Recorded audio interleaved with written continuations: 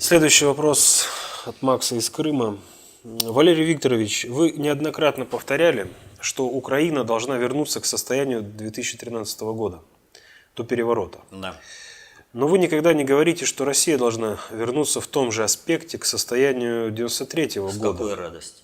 когда был совершен переворот в России, благодаря которому мы обнищали по всем статьям. Прокомментируйте, пожалуйста. Переворот в России перманентно шел с 1991 года, когда рухнул Советский Союз, и завершился в октябре 1993 года через расстрел парламента.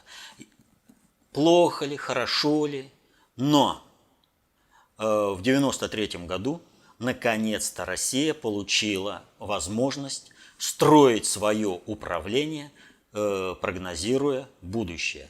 То, что представлял собой Верховный Совет, ну, вообще это страшное же дело. Ну, представьте себе, вице-президент России, да, Рудской выступает и говорит: летчики, садитесь в самолеты и летите бомбить город.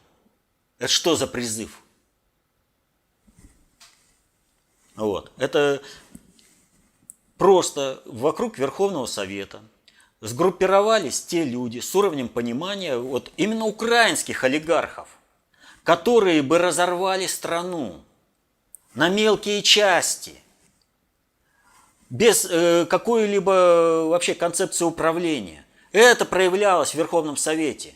Это. И то, что он оказался управленчески несостоятельным, и показало, что одни злочестивые столкнулись с другими злочестивыми и проиграли. Если бы за ними была правда. Ведь поддержка народа, по сути, ведь декларативно они же выступали за народное благо, против грабительского капитализма. Но по сути-то именно самый грабительский капитализм и самая вот эта вот абсолютно государственная разобщенность и представлял этот Верховный Совет. У нас бы сейчас Украина была, вот то, что сейчас. Гражданская война на территории Украины везде. И олигархи везде правят бал. В каждом регионе, где там, что там, мелкие олигархи. И посольство Соединенных Штатов всем управляет.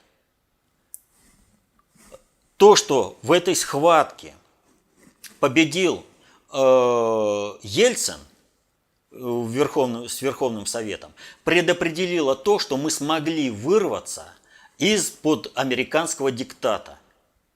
И у нас уже не американское посольство назначает нам министров. Да, мы не обрели полного суверенитета, но, тем не менее, процедура тех же назначения тех же министров, она уже совершенно по-другому. А сейчас Трамп разгромит американскую страновую элиту, и у нас появится вообще возможность формирования собственного государственного управления.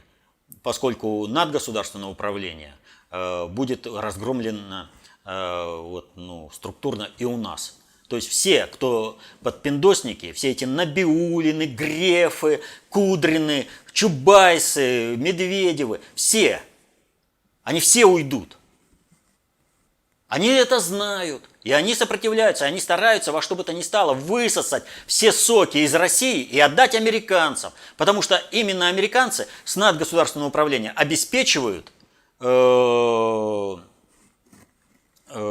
именно их элитарное положение здесь. Они ничего не умеют делать вообще, по жизни ничего не умеют делать. Но они цепные псы, которые рвут Россию, выкачивают из нее ресурсы для того, чтобы жили Соединенные Штаты. Возвращаться в 93 год, это вернуться вот как сейчас на Украину 18-19 года. Вот что означает этот призыв. А нам нужно возвращаться, если в юридическом плане, то нужно до 91 года. Мы к этому сейчас и идем, кстати.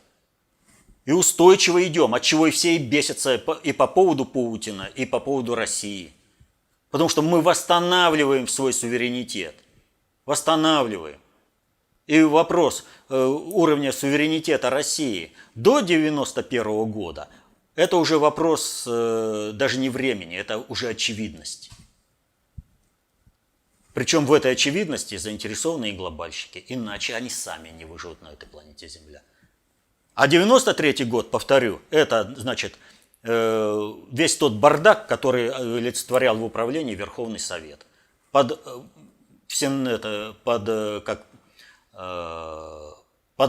благородные лозунги о справедливости. Ну, как вот сейчас на Украине все это происходит.